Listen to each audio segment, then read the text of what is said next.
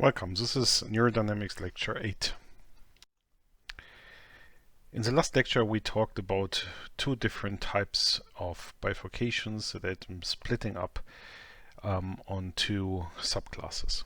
The first was based on saddle nodes, a saddle node either a classical saddle node or saddle node on invariant circle. The second was based on the on-drawn-off bifurcation that was either supercritical or subcritical. We had been talking about both types or both classes of bifurcations and came to the conclusion that they lead to very different type of behavior when it comes to integration of spikes. And the essential difference was based on the fact that the on-on-off bifurcations have subthreshold oscillations. As a consequence of these two different types of bifurcations, the neurons have different kind of behavior when they start integrating activity on the dendritic tree. The basic idea is that you have a classical coincidence detection in both of the types. That means both neurons like many neurons to project on the target neuron or many inputs at the very same time. For longer periods in between of the arriving spikes, the behavior is then very different. For the resonant one, that is the neuron that has focus as a principal trajectory and resonant behavior, if it's below subthreshold, you have a neuron behavior that likes a certain repetitive activation with a preferred interval, while the integrator likes to have a high number of spikes in a short period. The longer the period, the less sensitive the integrator gets. We talked about the Izhikevich neuron, and we will discuss the very same model now as the final model with the simplest form and the largest flexibility. And so far we only discussed the principal form in the sense that with the differential equation had a quadratic term that is the self excitation, and we had a recovery variable that was used to model the slow temporal dependence.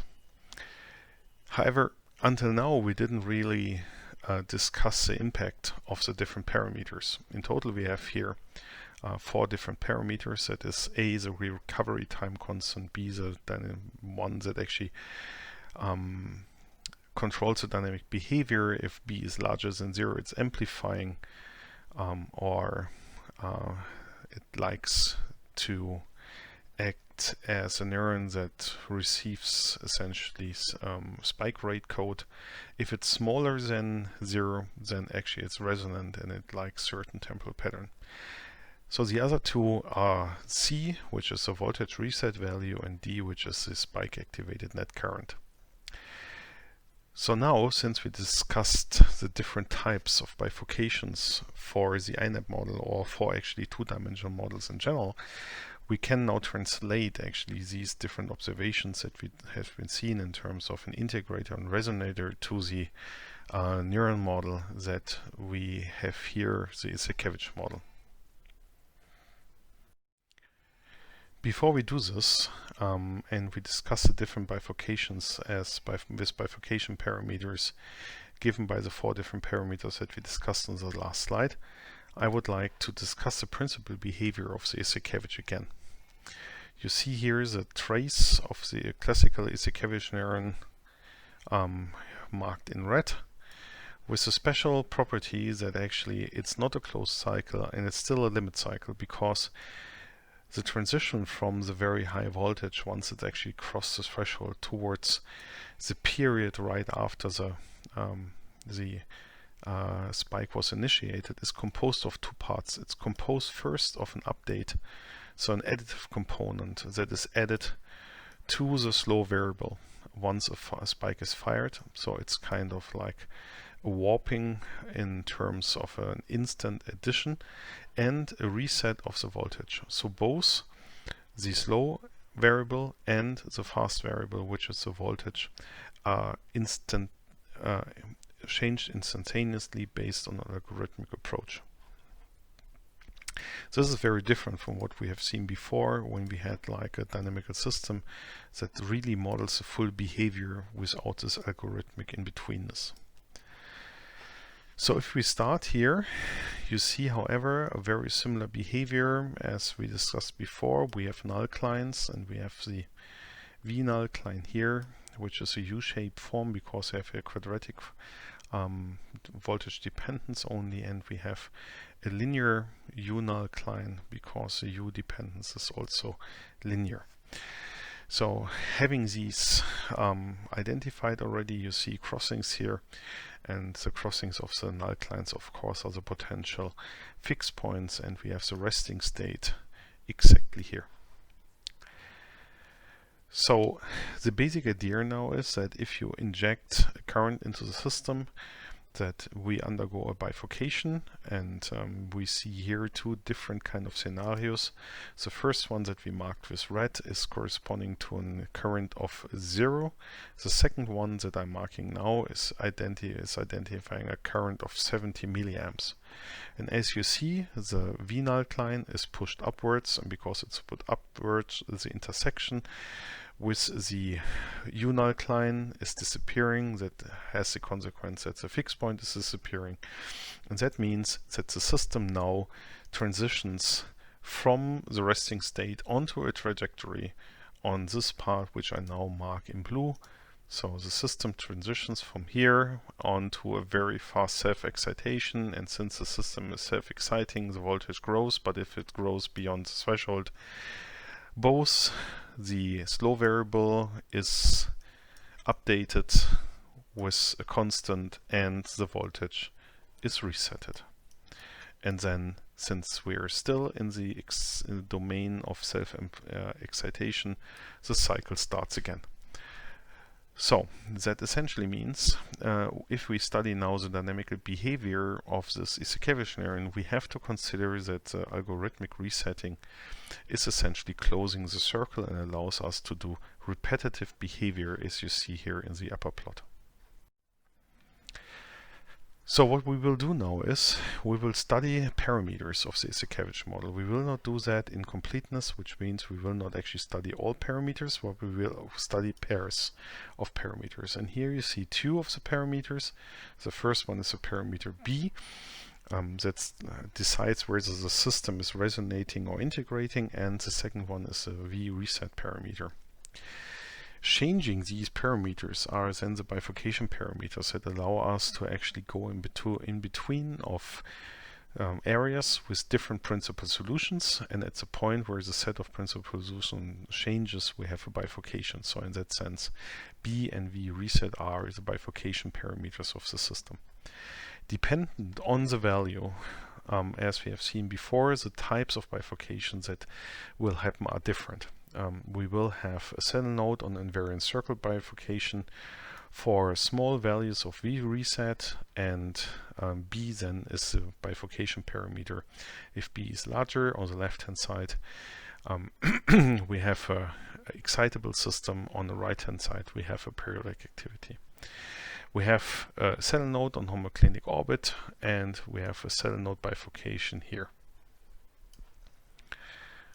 So that means changing now these parameters allow us to induce different kind of principal behavior in the system. And as you see, given the complexity of the simple equation, we get already an interesting and large number of different kind of bifurcations that allow us to produce a large number of different principal behavior of the neuron as well.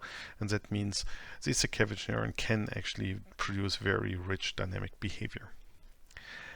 As an example, we see here the first one, that is the transition from the left to the right side, indicated with this red bar, where we change the parameter B from smaller 0 to larger 0.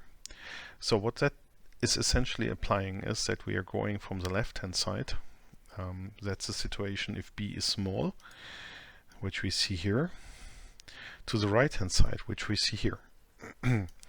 And the basic thing is that we have here a shift upwards on the left hand side of the curve, and this shift leads to the fact that actually the unstable and the stable fixed points that we see on the left hand side approach each other and annihilate each other.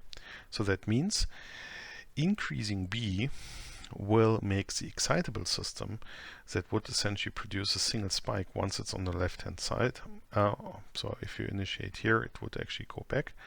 So it would be a single spike. You shift to a system that actually produces periodic firing. So very different kind of behavior, which is characterized by a saddle node on invariant circle bifurcation. So seeing this now allows us to really quantify the properties of a neuron in each of the different orbits. So we have like properties for this part here, which is under this curve, and we have properties for the right side here, which are characterized for values B larger than 0, and we also have like a principal behavior that is true for this intersection where we have bistability. So that means if we now use these tools that we had, we can, based on the type of the bifurcation, based on an analysis of the behavior in for each of the domains, characterize the principal behavior of the neuron. So the next type of transition is similar to the one that we just discussed. The only difference is that the endpoint on the x-axis is different.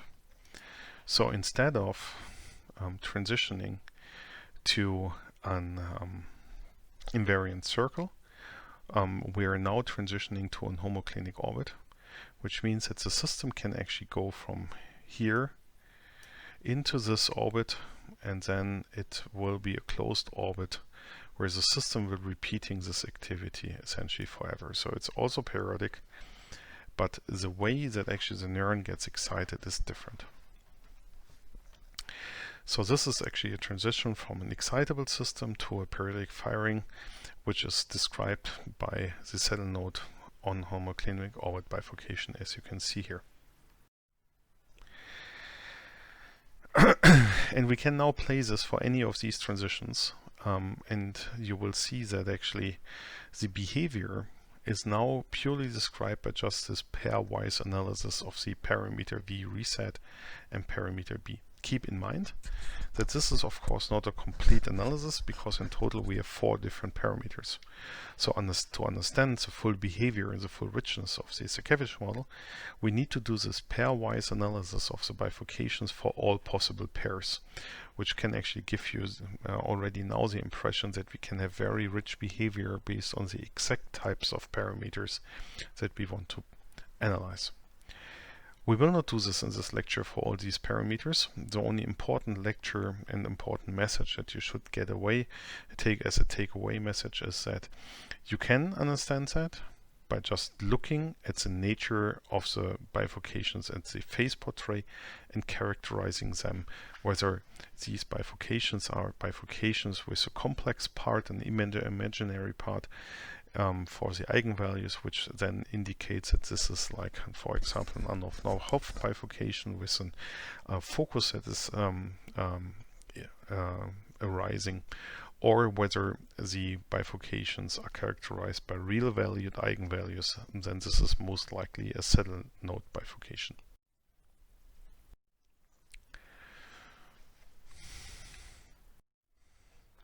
So this we did already once for the INAP model, but of course we can also do this for the Izhikevich model. Here you see the 2 different lines which are corresponding to the corresponding derivatives to be 0, the null clines, right? And we have the first null cline here, which is the V null cline, and we have the new U null cline here. The U null cline is essentially a line because we're talking about the derivative, and the V null cline is essentially a parabola. So depending on the position of the two, we can now get different situation. Here it's shown that we have an intersection where we have a stable fixed point here on the left hand side. The same thing here. and we have, however, different behavior in terms of the eigenvalues, while on the left hand side both eigenvalues are real valued, and therefore we have a classical manifold corresponding to a cell node with one repelling direction, which is this direction, and one which is attractive, which is this direction. This is left hand side, so this is done with the classical Izhikevich, analyzing the behavior in terms of a stability analysis and looking at the eigenvalues of the Jacobi matrix. On the right hand side you see the opposite. We are also talking here about essentially intersection of the two null clients, however this time it's a stable fixed point, and we can actually characterize the stable fixed point as a stable focus because the eigenvalues are now not real anymore, they're complex, and since they're complex, the activity is actually spiraling in. So that means we can actually analyze the different behavior and associate the resonator behavior on the right hand side because we have a focus, and the integrator behavior which we have on the left hand side. Okay. So without any more detail, we can now go through a large set of examples for which actually the Izhikevich neuron produces very sensitive and very realistic behavior. Here you see a couple of like neurons that were reported in papers to be present in cortex. At the end of the day, we know today that there are even more than this. However, I'm also positive with this that we can actually model the other types, at least to a large degree, with the Izhikevich model. I mean, of course, we know the Izhikevich model is simple and it's limited, but it's actually describing reality to a surprisingly large degree. Let's start with a regular spiking neuron. It's a classical model that we actually see many times. The regular spiking neuron is reacting to an increase in the current, as you can see here, with an increase in the firing frequency. It's a classical type 1 neuron because it starts fire with very low frequency initially, and then with increasing power it starts firing more often. Another typical thing that you see for regular spiking neurons is that the initial spikes have shorter essentially distances, have shorter interspike intervals than the later one. This simply has to do in the model and also in the real neuron with an accumulation of the slow variable, which is actually reducing the spike frequency only after a time after it has adapted. So a second type of neuron that you often see is the intrinsically bursting neuron. The difference is that it can react with a couple of bursts initially, and then it enters into essentially a repetitive periodic spiking activity. That means initially for the first spikes it actually fires rather differently than in later phases. We have shattering neurons, also called helicopter neurons, because if you actually stick an electrode in a tissue and record from neurons that are shattering neurons, they make this characteristic sound, which sounds, if you could actually imitate it better than I do, very much like a helicopter. So the chittering is characterized by a burst of activity for a short period of time followed by silence. So this is here a burst of activity, and then you have silence, burst of activity, and silence, and so on.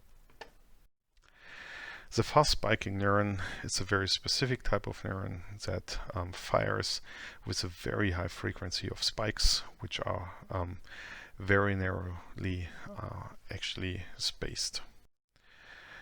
Low threshold spiking neurons are neurons that actually fire with a very low threshold, as it says, and they also have kind of interesting behavior in terms of the repetitiveness. We'll come to that later. Late spiking neurons are neurons that actually don't fire initially, and that means that actually the time to the first spike depends on the input strength. So it's a kind of latency coded. So it's not only the frequency with which they fire, it's clearly a higher frequency with which they fire for high input than for intermediate input, and this is actually higher than for low input. But the most important feature is, compared to the regular spiking neuron, that you have an initial phase where the first spikes occurs just earlier if the input is larger. So for these different type of neurons that were observed experimentally, we will now discuss how actually an Izhikevich neuron is implementing that. Keep in mind, this is very specific, very detailed information, far beyond what actually would be required in an oral examination or in a written examination. So we will talk about the regular spiking neuron. The neuron fires tonic spikes with adapting decreasing frequency in response to injected pulse of DC current. Most of the regular spiking neurons are class 1 excitability, in the sense that the interspike frequency gets actually larger for larger inputs, but it can also vanish or get arbitrarily small if the amplitude of the injected current decreases towards 0. So for morphologically, these neurons are spiny cell cells, for example, in layer 4, and pyramidal cells in layer 2, 3, 5, and 6. So it's a classical type of neurons that we are usually concerned with.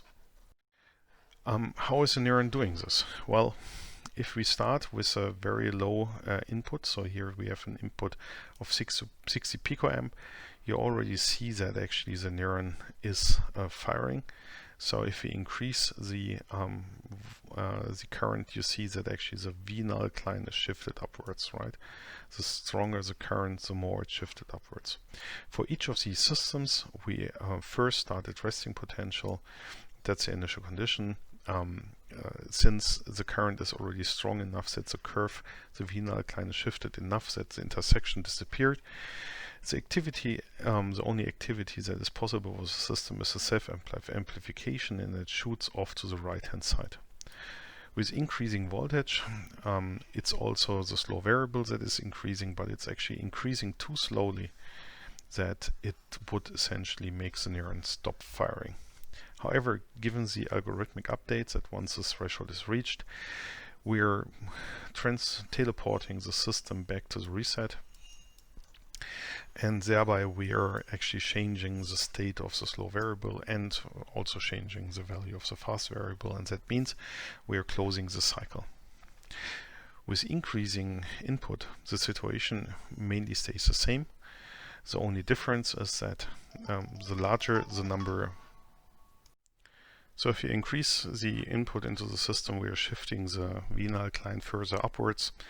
Nothing is changing in principle, but what is changing that the speed with which we change to the right hand side is actually increasing. That means we have faster rise, and therefore we have much faster firing frequency because the resetting is happening more often in time.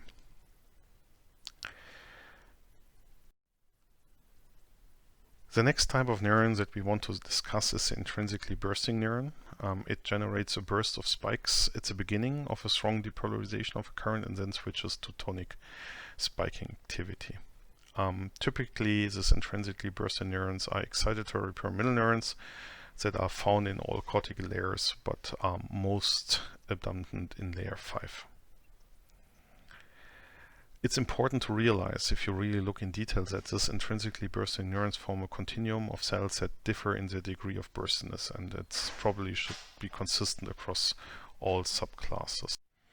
So this range can range from neurons that initially react very stereotypically to high frequency burst, following then by low frequency tonic firing, to essentially neurons that only burst strongly if they are exposed to very strong currents. The bursting behavior for an Izhikevich neuron can be modeled based on a sequential adaptation based on the slow current. This is done by a neuron that accumulates on the slow variable activity. Here you see for 300 picoamps that the system is below threshold. That means that you are here at the resting potential, and the system would essentially go from the resting potential to the single stable threshold, single stable fixed point that the system has at the intersection of the two null clines. If you increase the current, we're shifting the V null cline upwards, and with that, the intersection between the two null clines disappears.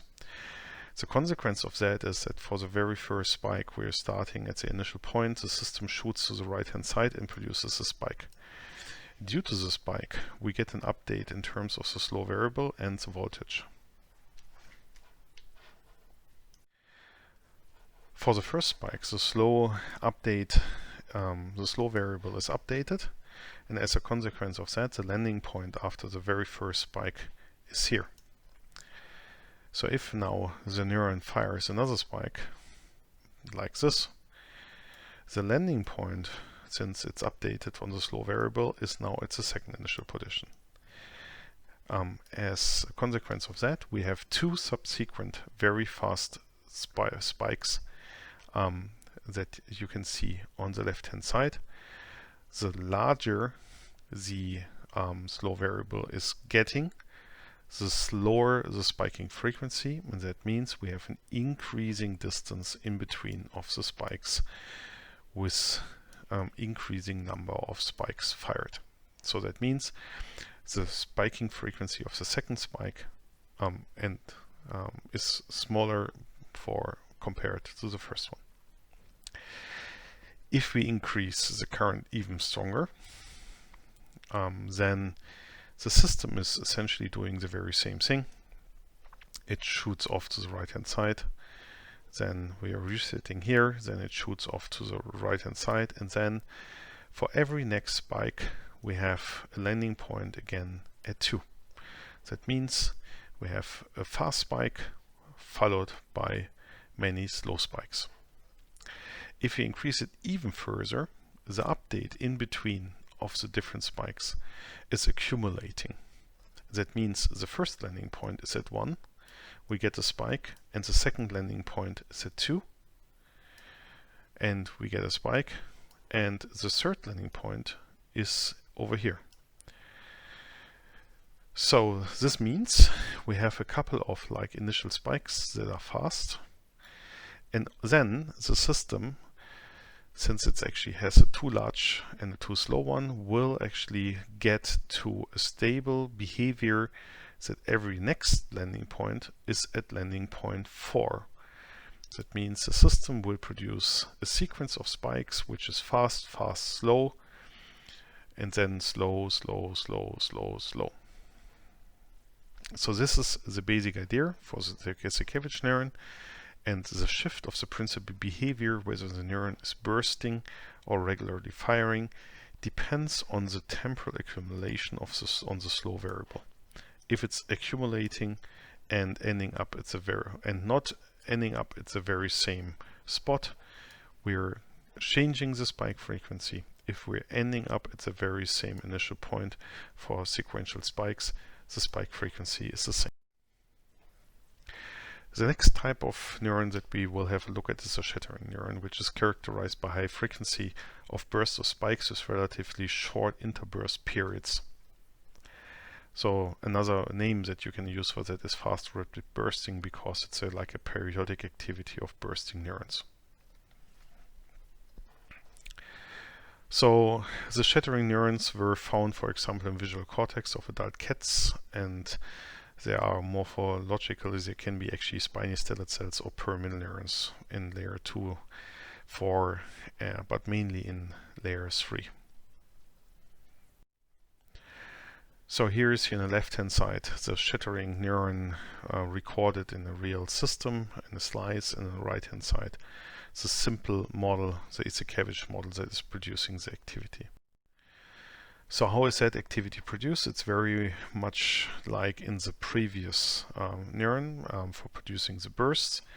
You have an accumulation of the slow variable, and this works like this. Once it's actually firing, the first spike is initiated, then the landing point is at 1, the next spike is initiated, then it's at 2, and the next spike is initiated, then at 3, and the next spike is initiated, then at 4, and the next spike is initiated, and then it's landing actually in 5. And the important thing is that then we are actually crossing the null cline. the V-null-Klein, and that means we have a different principal behavior, and instead of like a simple another spike, the system will now actually diverge left to the left-hand side, and from there return into the exciting behavior. So which means, so once we are reaching at 5, which is on the above the V-null-Klein, the system will produce this after hyperpolarization like slow activity, where it actually returns to first a very low memory potential and then starts being excitable again.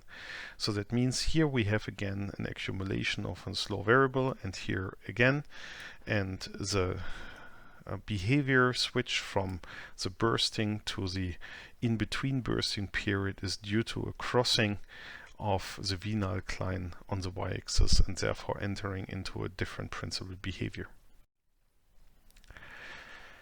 So the last neuron that we want to look at is the fast spiking interneurons. They actually exhibit typically class 2 excitability, which means they can't fire with arbitrary slow frequency. Morphologically, these fast spiking interneurons are, for example, spiny or non-pyramidal neurons. As an example, it's a classical basket cell that provides local inhibition along the horizontal intralaminar layers in the neocortex. So again, on the left-hand side, you see the fast spiking neuron as it was recorded. In the middle, you see the activity produced by the simple neuron.